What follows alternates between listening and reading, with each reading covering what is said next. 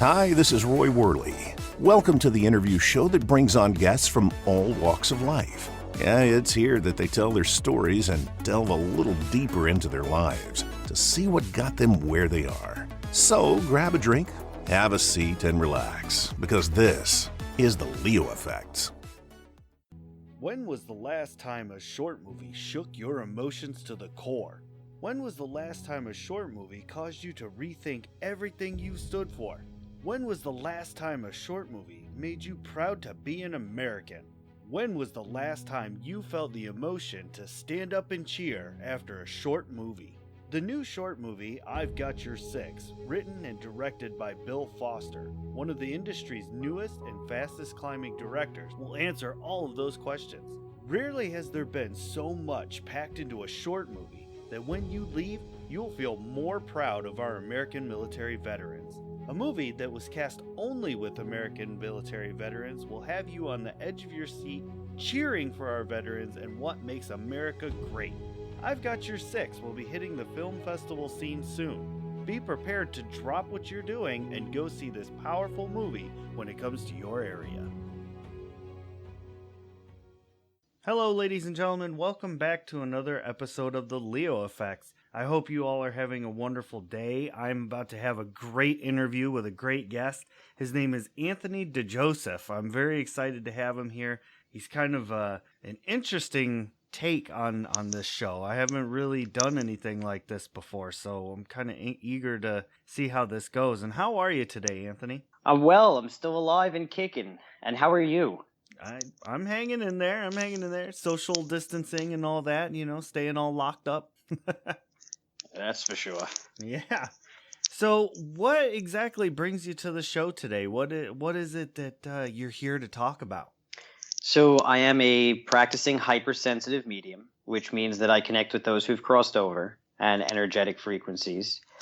And I'm excited to be able to share with your guests a little bit about some of the misconceptions and some of the incredible gifts that many of us have, and just kind of shed light on, some of the people that you walk with in your everyday life may also possess this ability. And, I'm hoping to kind of break the stigma behind psychics and mediums, if you will. Yeah, that's great. I kind of wanted to go into that as like my first kind of official-ish question would be, like, what's the difference between a psychic and a medium, or are they the same thing, or like, how does that all work? So that's actually a very good question. So a psychic will typically tap into the energy of a living person or of the auric field surrounding an object.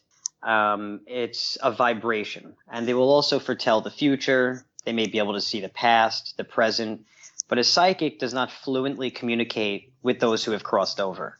What they do is they may connect with the energy of a person and look at their potential life paths.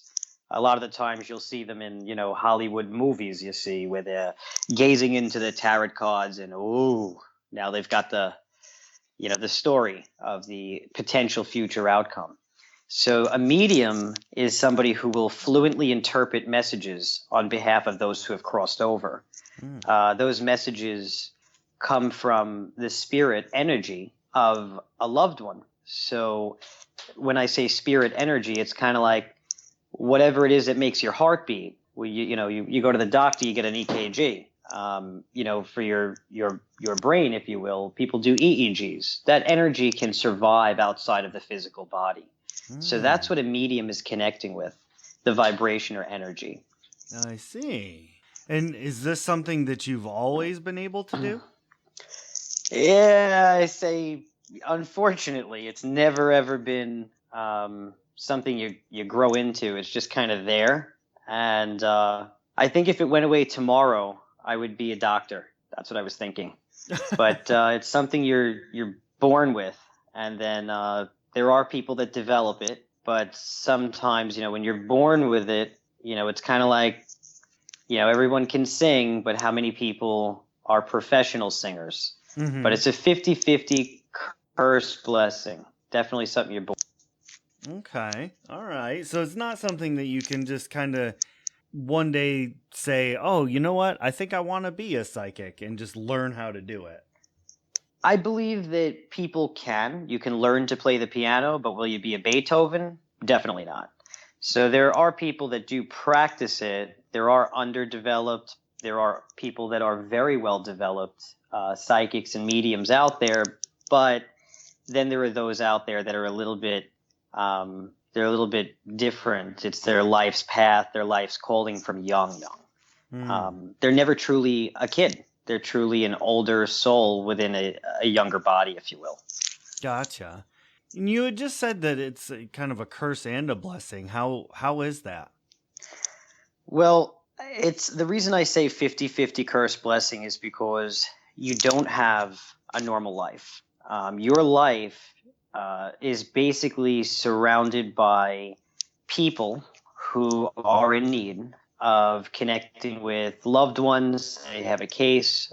They continually find you. There's no hiding. So it's almost as if there's this big sign above your head that says, help is here. And people find you. I remember my father saying, what is it with all these senior citizens knocking on my door to speak to my kid? He's 8 years old. This is not normal, Teresa. That's my mother's name. Mm-hmm. And she would say, well, he's, talking to people, and it's spread from the school. It never really goes away. And the part that I say is difficult is really being able to balance a normal life, if you will, going to college, being around the energy in the hallways in a school. Often it's not easy to be in certain environments as a hypersensitive. There are certain environments that can negatively impact the body. Mm-hmm. I see. And that's where the curse is. Yeah, I can imagine. Movie theaters at the top of the list. Yeah. How did you first know that you had this ability, this gift? So probably from as long as I could remember, I knew that I had this ability. But I was around 7 and 8 years old, and I remember always seeing loved ones that were connected to me, and I never really understood why people were sad, and they said that they were gone. So to me, it was a little bit, odd. At 7 and 8 years old, I remember thinking, well, you're saying, my loved one is gone. Well, it's kind of hard to... It's very hard to understand that because I still see them. I don't understand what you mean. So that was kind of the aha moment around 7 and 8 years old. Then I began to realize, okay, other people don't see this. Something's wrong with me. And then the next step was I'm now seeing dead people that are strangers. That's where it became a little bit scary. Seeing strangers. Yeah. Well, that I couldn't imagine. Just this 7, 8-year-old kid who suddenly sees just these figures and forms and not understanding really what was going on. That's gotta be you don't. It's. I think that it's crazy to say this, but I'm going to say it. I feel like I wasn't really afraid in the very beginning until people reacted with fear. I think that played a huge role. And then also realizing some of the spirits that I was connecting with were not loved ones. I did not recognize them. And then understanding, okay, my kindergarten teacher, the person that's trying to talk to her is to me a stranger, but to her a family member. And then in first grade, understanding, okay, well, I'm not allowed to really talk about this. This is something that is frowned upon. It is absolutely evil. They would say things like, don't ever repeat this. My parents would say, never share it with anybody because you don't know their belief, and they may be, in fear. They may be very fearful of it. So it was a very unique experience growing up where people are so closed off. I mean, you get kicked out of religion class if you were to talk about something like this, which, of course, that's what happened to me. Oh. But it's part of, I guess, the development and understanding. We all have a perception, in a sense. How do you deal with skeptics now? Well, skeptics are a positive thing. Skeptics are people who are usually looking to get the proof in the pudding, the details and the facts. But then there are, a lot of people that are very, very closed off. No matter what you say, it's not good enough. But if I think you're alluding to the idea, how do you deal with those who are afraid? My answer would be most of the people that are afraid usually have a lot of secrets. And that's where people feel an invasion of privacy. They feel that their secrets are exposed. Sometimes they don't want to be anywhere near you or around you because they're afraid. The best way to deal with it is to always maintain composure, and always have always share with your audience that you do have a strong faith and there is a God, you're aware of it, and God is a part of your everyday life. This is something that you don't choose. It's something that chooses you. And I think that comforts people when they know that you do have God in your everyday life. And it's a difficult subject for most people to talk about, fatalities, mortality. And when they do talk about it, it often brings up so many different feelings and so many different traumas they may have encountered. Mm-hmm. So sometimes people are closed off, they're afraid, or they're just skeptic and they say, well, I need to see it to believe it. And I truly am the very same way. More than half of the people out there practicing, there's a very, very unique percentage of people that are above average, some that are below average. So I feel that interacting with gifted people is the best way to really arm yourself with knowledge, what to look for in a reading, what to look for in a practitioner, if you will. So you do have to be skeptical.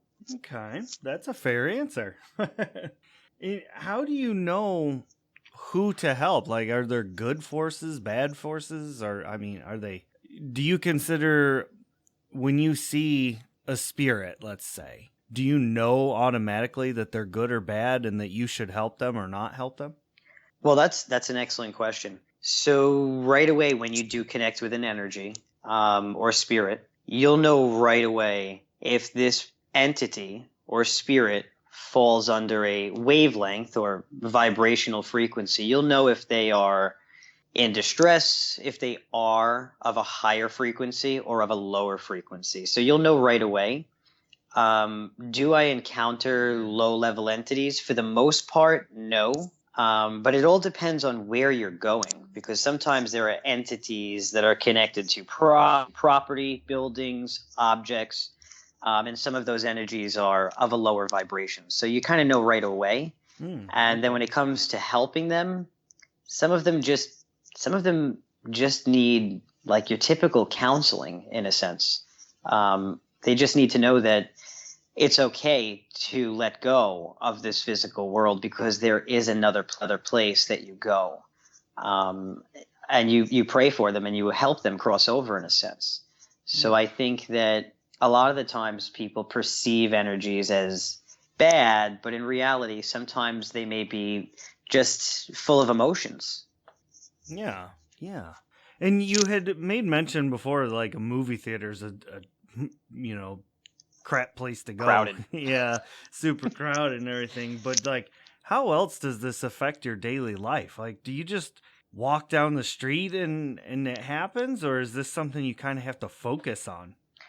It's the best way to explain it is if you think of a leaking faucet, there's a faucet in your mind that is drip, drip, drip, drip, constantly going.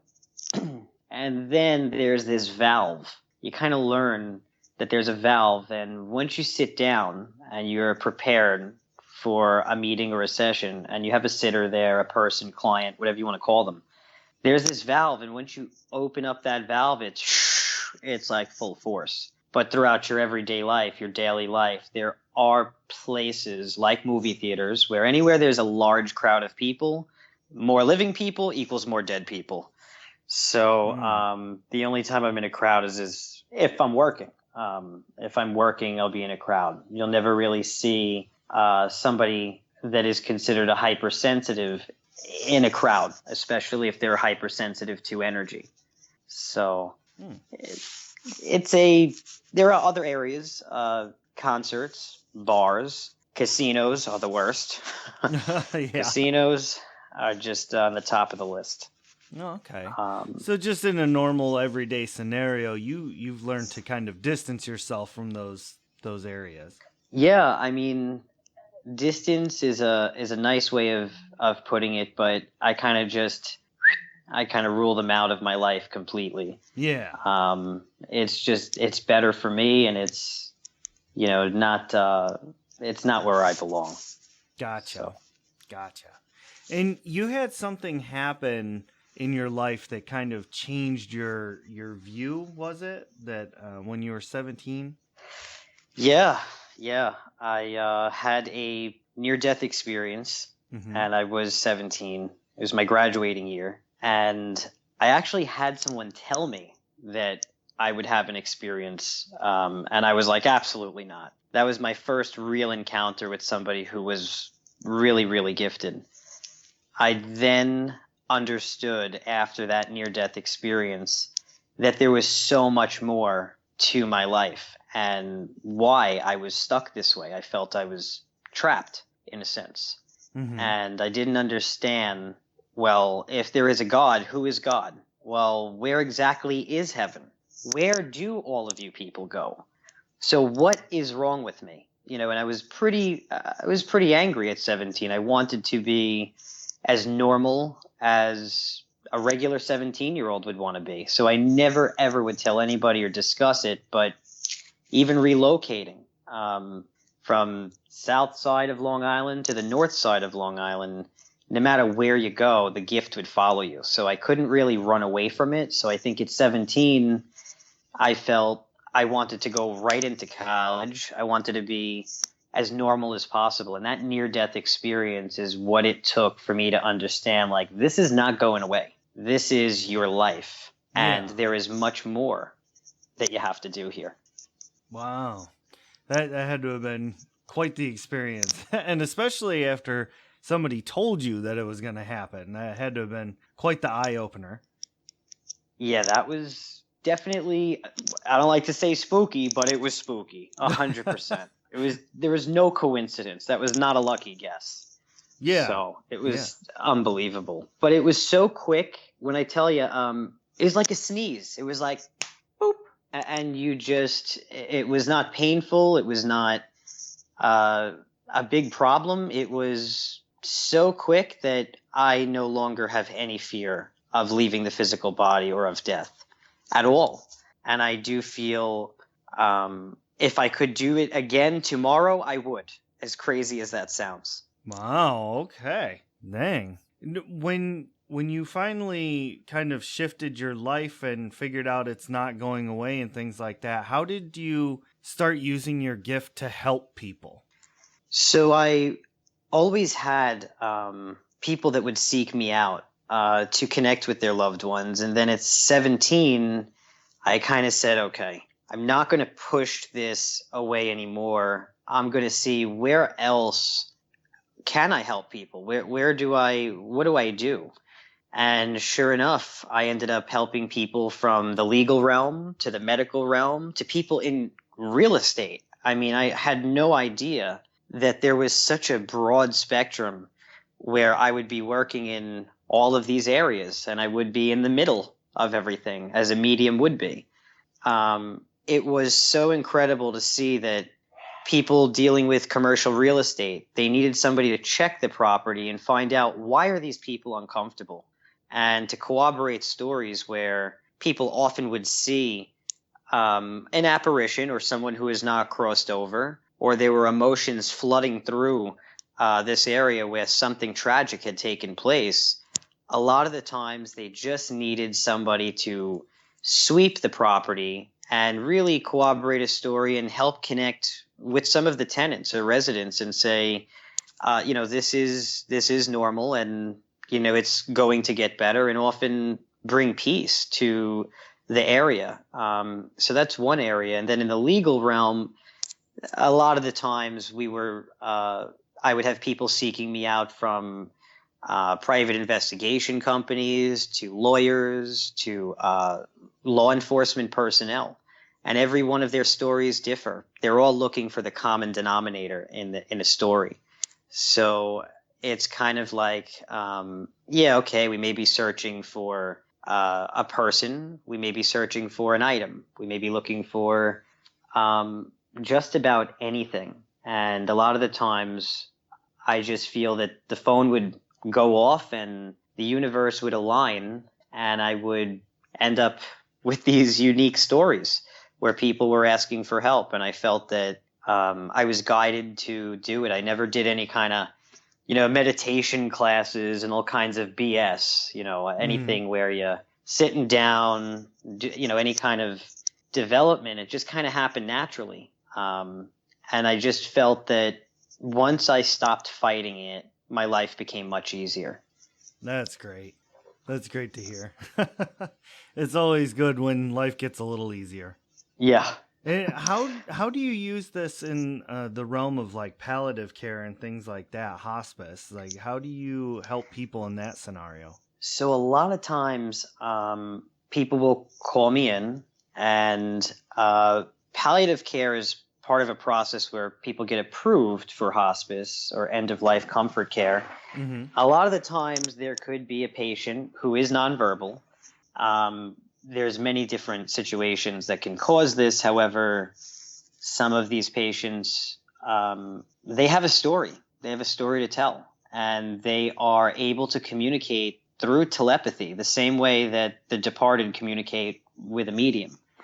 So I would sit down next to the patient or person, and I don't like to call them a patient, but I would sit down next to the person, and I would connect with their vibration and just scribe out their message. A lot of the times they have information in regards to a story or situation that had taken place. So it was, people will call it telepathy. They will say that you're reading a person's mind. I didn't realize that it was so easy. I had an aunt who was nonverbal. She had MS, but I didn't understand that she couldn't really speak. It didn't make sense to me when I was younger. Only when I got older did I realize, okay, you can communicate with people who are nonverbal. They have telepathy. Mm-hmm. They're aware of what's going on around them. And a lot of doctors will say, come on, step out of the room. Let's not talk in front of this person. They can hear you. And to me, when I see that, that's not just bedside manner. That medical practitioner has had a paranormal encounter where a patient has woken up and probably quoted them word for word, or down to what they were wearing. They must have described certain things. So I do believe that paranormal experiences happen every day. Sometimes they're unexplainable, but when somebody is nonverbal and somebody seeks me out, it could be end of life, it could be a trauma case, it could be several different case scenarios. My job is just to interpret as accurate as possible and get it on paper. Right on. That's awesome. I couldn't even imagine just that level of connection. And, like you said with the doctor, that you're probably absolutely right that something happened to trigger that with them. And so it's great that people have those experiences and it opens their eyes. It does, and it's interesting because you kind of see the way that people, they tend to have a little bit more caution, or sometimes they're a little bit more respectful after they have some type of an eye-opening experience. And to me, it's rewarding to see that there are, people that are happy with this ability. It's a positive thing. It's rewarding to help people, but it's also a beautiful thing when I see a medical practitioner or a legal, somebody in the legal realm. I see that they have had an experience, and it makes me feel like we're not so different. We all have some type of heightened awareness. Yeah, exactly. Yeah. What advice would you have for somebody that's just connected? Just connected with, like, let's say, spirit, or just... No, like, let's say somebody has never had this experience before with communing with these vibrations. They have no idea what's going on, and they had, a near-death experience, let's say, And now all of a sudden they can commune with the dead. They can telepathically sense vibrations. They can see auras, things like that. What would you tell them to help comfort them? What I would tell them would be always, always remember that we are all connected, and no fear, but prayer. Prayer is the most important thing. And a lot of people that do end up with a near-death experience, they do have these experiences later on when they come back where they see things much differently. And I would tell them that maybe it's not forever. Maybe it will go away. But be 100% strong, stand in your power, keep God in your life, and never run away in fear, and know that you're still here for a reason. You're still here, and this is nothing new. This is from ancient times till now. People have been seeing and connecting with spirit entities and with loved ones. No fear. We're all connected. Yeah, that's great advice right there. That really helps let people know, like you were saying before, you're not alone. There's others out there. Everybody is connected in some way. Absolutely. And it's almost like, just to put this out there, let's think about, we have somebody who says to you, I knew that was going to happen. Or you have somebody that says, I just felt something was off with the situation. Mm-hmm. Sure enough, it was. Then you have another person who says, this person didn't look right. There was a look. I can't explain it. So I feel that people from all walks of life, they have a heightened awareness. They just don't know where in the psyche is that heightened awareness and how to actually use it. It's like fluently speaking another language in a sense. Yeah. And once you tap into it, it's there. And then I think there are life's paths. And then I think with free will, we have the free will to create anything we wish to. And that's the beauty of being here in the 3D realm. Absolutely. With the last few minutes that I've got for the show here, I'd like to open it up to you to let the listeners know your different social medias and where they can go, even where they can contact you to get their own reading or, have you come do an event or something. Absolutely. So I do have a Facebook page. It is under the name Psychic Medium Anthony DiJoseph.